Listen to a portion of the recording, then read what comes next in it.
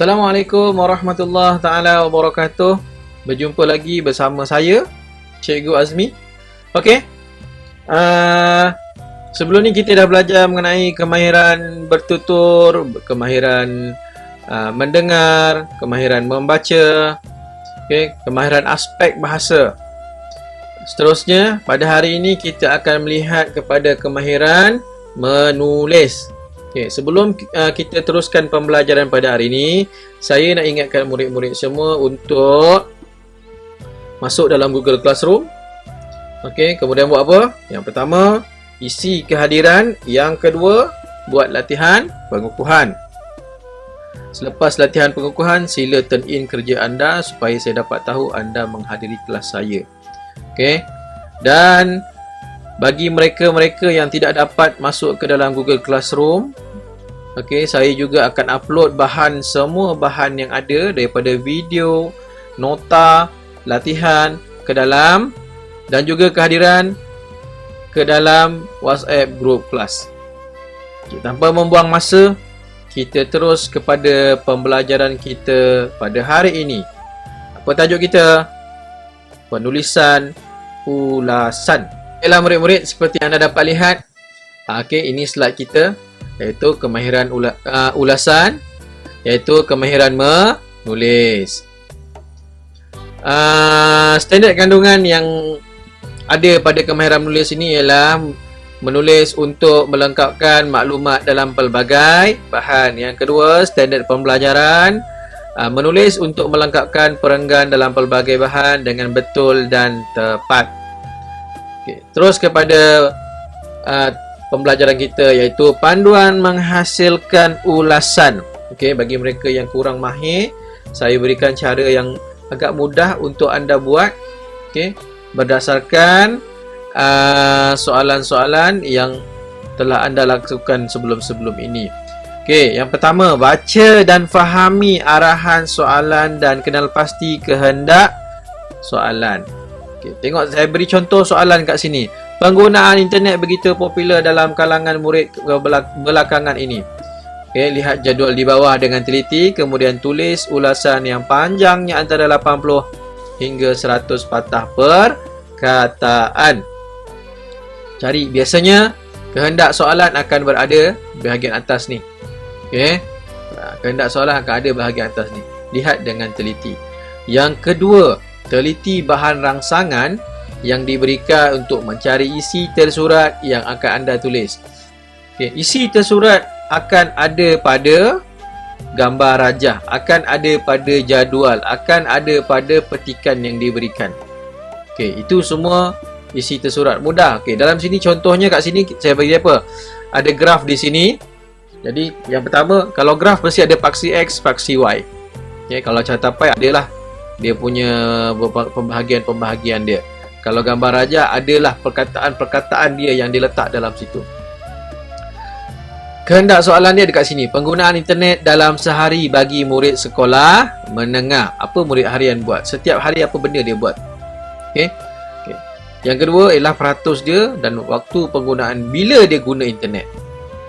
Bila murid-murid guna internet. So, kita dapat tahu dah sedikit sebanyak. Kita pergi kepada yang ketiga, analisis bahan rangsangan yang diberikan secara kritis dan analitis. Yang pertama, isi tersurat.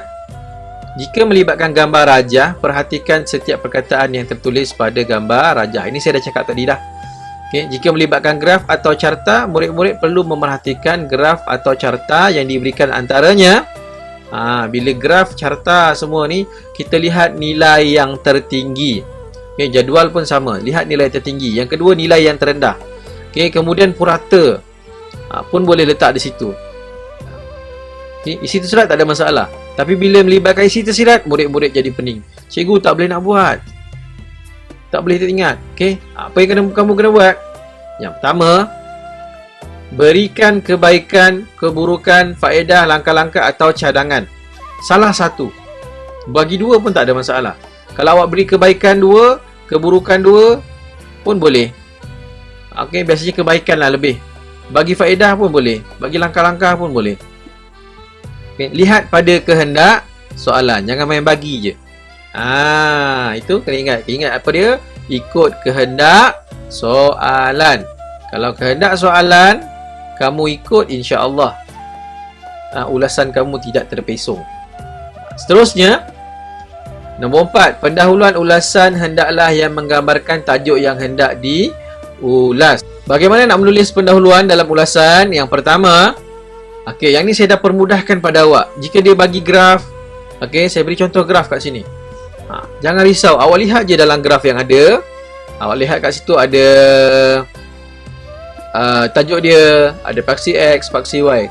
Gabungkan semua. Okey, awak dah tahu ni graf, tulis je graf. Kalau dia jadual, tulis je jadual. Okey, menunjukkan peratus. Kenapa peratus? Kat sini ada tulis peratus. Kemudian salin balik dia punya tajuk. Okey, penggunaan internet dalam sehari bagi murid sekolah menengah. Settle, habis, selesai. Ringkas dan padat untuk ulasan. Tidak perlu panjang lebar. Kalau karangan baru kita buat panjang.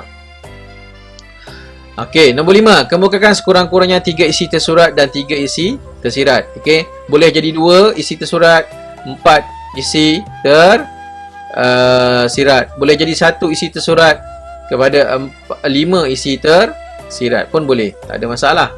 Okey, yang penting ada kedua-duanya. Yang pertama, isi tersurat yang saya berikan kat sini, nilai tertinggi dia ialah waktu petang. Nilai terendah dia tidak menggunakan internet. Boleh jadi ambil purata 1 pun tak ada masalah. Purata murid bermain menggunakan internet pada waktu petang. Selesai.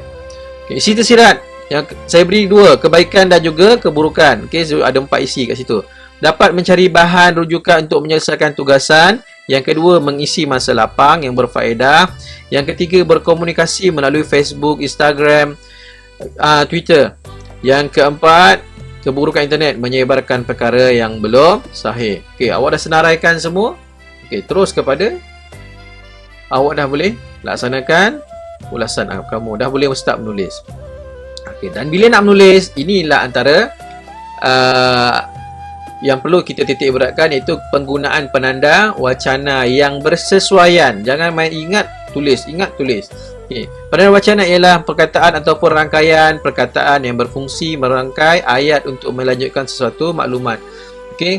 Lebih mudah pendahuluan kepada isi kamu. Okay. Setiap isi kamu nak tulis, kamu beri pendahuluan dia, menggambarkan itu yang kamu nak tulis. Okay. Apa dia? Kita tengok penanda permulaan karangan. Ini ibarat pendahuluan.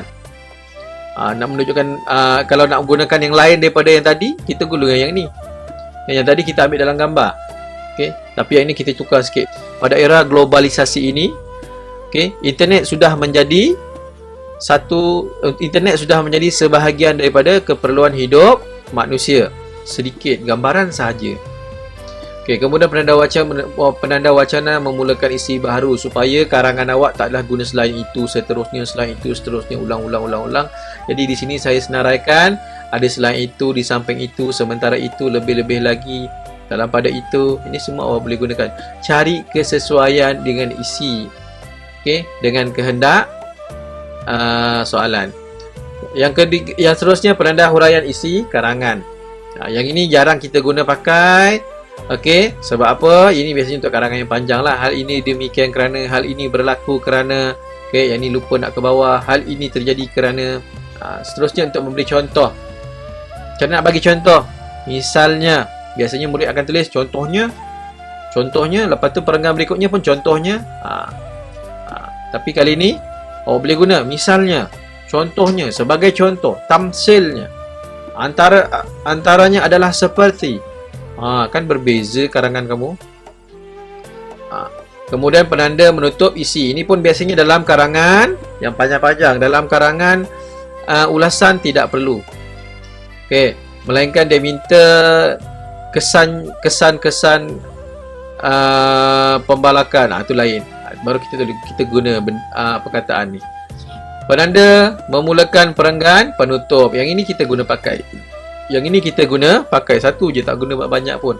Kesimpulannya, sekali je kita pakai. Tapi setiap kali karangan awak, gunakanlah yang berbeza supaya nampak karangan awak lebih matang. Okey, nombor 7, semak ejaan tanda baca, pemilihan perkataan dan struktur ayat. Pastikan jumlah perkataan ulasan dalam lingkungan yang ditetapkan dalam arahan soalan. Okey, tengok nombor 7 terlebih dahulu. Selepas peperiksaan apa sekalipun, kamu mesti semak soalan kamu. Kamu mesti semak jawapan kamu. Okey, jika tak semak akan adalah kecacatan nanti. Semak yang kalau bahasa Melayu, semak ejaan, semak tanda baca, okey, pemilihan perkataan dan struktur ayat. Sebab itu semua ejaan, tanda baca biasanya dalam penolakan kita tolak dalam tata bahasa, penggunaan tata bahasa. Yang ke-8 ni kalau awak lihat, contohnya penggunaan internet begitu popular dalam kalangan murid belakangan ini. Lihat jadual di bawah dengan teliti, kemudian tulis ulasan yang panjangnya 80 hingga 100 patah perkataan. Okey, mesti tulis dalam lingkungan itu. Jika anda tidak tulis atau lebih, maka karangan anda berada pada tahap yang kurang, pada tahap tidak mencapai tahap yang sepatutnya. Okey, karangan anda tidak mencapai tahap yang sepatutnya. Okey, kita lihat contoh. Okey, soalan saya dah baca berulang kali. Kita lihat terus kepada contoh ulasan. Jadual menunjukkan, kita gunakan jadual.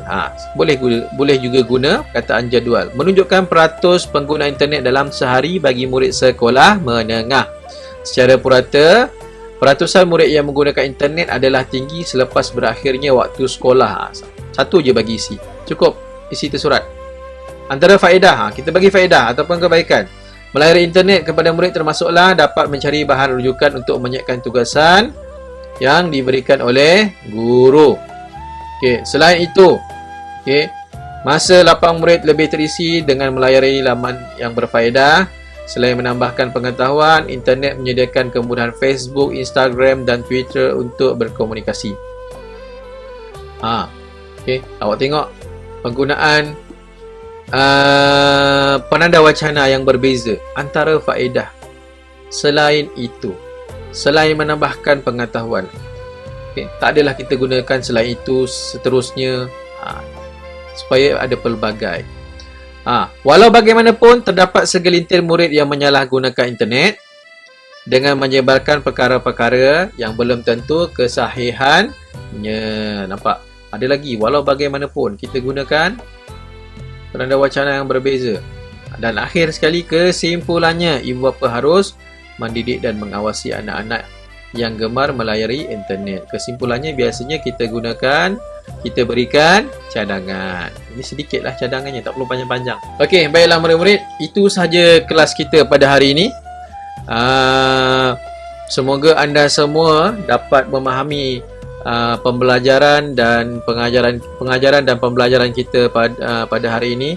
Dan selepas kamu menonton video ini, saya minta kamu semua untuk masuk dalam Google Classroom semula dan tengok link latihan pengukuhan dan juga kehadiran yang telah saya berikan. Sekiranya mereka yang tidak boleh masuk dalam Google Classroom ada permasalahan, anda jangan risau, anda boleh tonton video ini pada bila-bila masa, sebab saya akan upload dalam WhatsApp group semua bahan daripada video, nota, latihan dan juga kehadiran. Saya akan masukkan ke dalam Google Classroom dan juga WhatsApp group. Okey. Sampai di sini saja.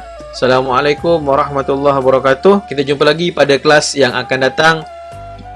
Dan sebelum berpisah, jangan lupa like dan subscribe channel Cikgu Azmi. Sekian, terima kasih.